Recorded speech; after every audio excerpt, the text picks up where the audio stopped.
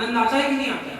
जितने समय आप यहाँ बैठते हो आपको कोई चिंता नहीं रहती, आप विचार करना अपने से, सारी गृहस्थी की चिंता छूट जाती है ना। अभी आपको ठंड महसूस हो रही, ना यूं लग रहा है कि घर के कुछ काम करना है, आपको तो यूं लगता है जिनेंद्र प्रभु की वाणी सुनना है और जो सही सही कहा है वैसा वैसा करना है। ऐसा भाव आता है कि नहीं? कर पाओ नहीं कर पाओ भिन्न विषय, अपनी अपनी योग्यता का, लेकिन भाव भी जो यहाँ बन रहे हैं उन भावों को बनने से क्यों छोड़ते हो आप? कम से कम यहाँ 48 मिनट जो भाव बन रहे ये परम विशुद्धि के परिणाम हैं। इस समय जो कर्म की निर्जरा होती है वो आपकी अन्य किसी समय में नहीं हो पाती। ऐसा मानते हो कि नहीं आप? ऐसा है। जिस कर्म की निर्जरा को आप इस समय में प्राप्त करते हो ऐसी कर्मों की निर्जरा अन्य 24 घंटे में शायद नहीं हो पाती है। इसलिए जीव को चाहिए जब जब उसको समय मिले आनंद के साथ स्वाध्याय करे, कराए, या दूसरा कर रहा हो तो उसके पास बैठकर निवेदन कर दे, हमें भी सुना दो, इसमें क्या जाता है। हम कई मंदिरों में देखते हैं बुजुर्ग दादी अम्मा बहुत अधिक भले उनको नहीं समझ में आता, लेकिन जो वो रोज पढ़ती हैं 4-6 महिलाएं बैठ के एक साथ पढ़ती रहती हैं। जन्नों मंदिर में, चौक मंदिर में आप देखो शाम को उनकी आदत है, अध्ययन अपन पहले से करते आ रहे हैं तो आखिरी तक करना है, और यही उनकी ज्ञान की निर्मलता आगे ज्ञान को विस्तृत करेगी, केवल ज्ञान उत्पन्न करेगी, वही भावनापन को भी भाना। सो ध्यान और अध्ययन के निमित्त को ग्रहण करना है, वही साधु मोक्ष मार्ग में रत है।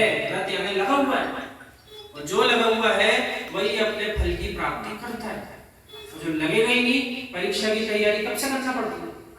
परीक्षा की तैयारी बहुत पहले से करना पड़ती है, महीनों पहले से, तब जाकर के अंतिम परीक्षा में सफल होता है जीवन। और यदि सोचा आखिरी भी कर लेंगे अध्ययन तो कितना कर पाओ? भले उत्तीर्ण हो गए, स्वर्ग पहुंच गए, लेकिन स्वर्ग से फिर नीचे आ गए तो पूर्ण उत्तीर्णता कहाँ हो पाई? हाँ ठीक है, कुछ हजारों वर्षों का काल संसार की अपेक्षा स्वर्ग में सुख भोगकर निकल जाएगा, लेकिन जैनी वृत्ति मात्र स्वर्ग में सुख भोगने की प्रेरणा नहीं देती है। वो तो बीच का रास्ता है, उसको देखो ही मत, वो तो मिल जाएगा, अपने आप मिल जाएगा। यानी जिस जीव ने बहुत अधिक कमाना प्रारंभ कर दिया, अब उसको छोटी छोटी वस्तुएं खरीदने के भाव कहाँ आते हैं? जो पता है तो सहज है मेरे लिए। जैसे एक दिवस नगर में बाहर निकलूंगा बाजार में, जो जो चाहिए था सब वैसे ही मिल जाएगा, तो उसको अब चिंता छोटी वस्तुओं की नहीं होती, उसका लक्ष्य विशाल होता है कि मुझे अमुक वस्तु की प्राप्ति करना है, उसके लिए मैं कार्य कर रहा हूँ। तो बीच के मार्ग में वस्तुएं और बीच के मार्ग में जो पड़ाव है वो तो अपने आप पार करेगा। इसलिए अपना लक्ष्य इतना छोटा नहीं बनाना कि हमें तो मात्र स्वर्ग जाना है और 6वां काल आ रहा है, आगे का 5वां काल आ रहा है, उससे बचना है। इतना छोटा लक्ष्य नहीं बनाना। अपना लक्ष्य अभी से यही बनाओ, जाना तो सिद्ध गति में है, बनना तो सिद्ध भगवान। अब बीच में जब इतनी मेहनत करेंगे तो अपना पुण्य इतना प्रबल कर लो कि आपको 5वां काल बचा हुआ और 6वां काल, पुनः 6वां और 5वां काल वैसी देखने को मिलेगा। उसके अलग से तैयारी क्या करना? उसकी क्या तैयारी है? वो तो होगा ही होगा, बीच अपने लिए काल निकल जाएगा। कहाँ निकलेगा?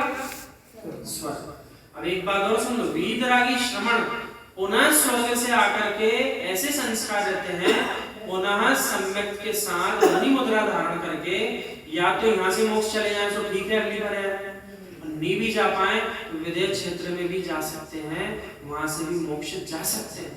लेकिन एक अनुव्रती जीव को और अधिक मेहनत करना पड़ेगी। यदि वो स्वर्ग से पुनः नीचे आया तो पुनः सम्यक उत्पन्न करने के लिए थोड़ा प्रयास अधिक करना पड़ेगा। वीतरागी श्रमण के लिए वो काम फिर भी आसान है, लेकिन श्रावक के लिए थोड़ा सा कठिन है।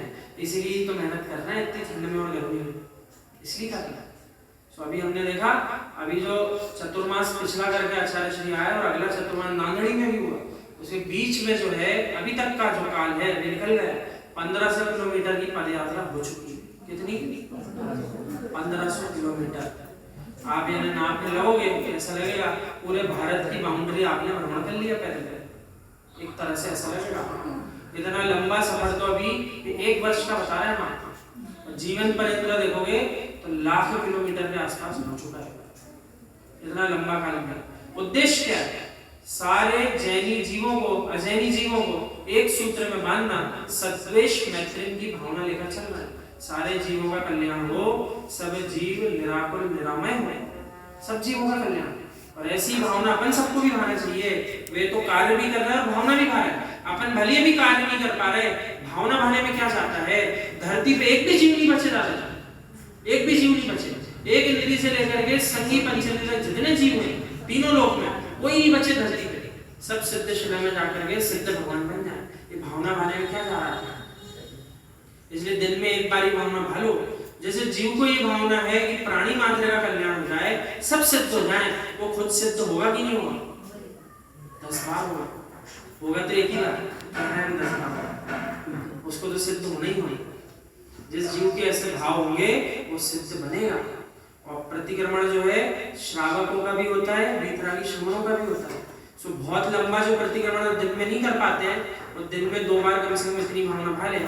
हे जिनेंद्र प्रभु, इस 3 लोक में विराजमान समस्त एक इंद्रिय जीव, पृथ्वी का एक, जल का एक, अग्नि का एक, वायु का एक, वनस्पति का एक, 2 इंद्री, 3 इंद्री, चतुरिंद्री, पंचेंद्री, असंगी संगी, सभी जीवों का मन वचन काया से कृत कार्य अनुमोदना से आज तक मैंने जो जो दोष किए हों, जो जो हिंसा आदि पाप किए हों, वो सब मेरे परिणाम मिथ्या हों, तस्मिच्छामि दुक्खड़म।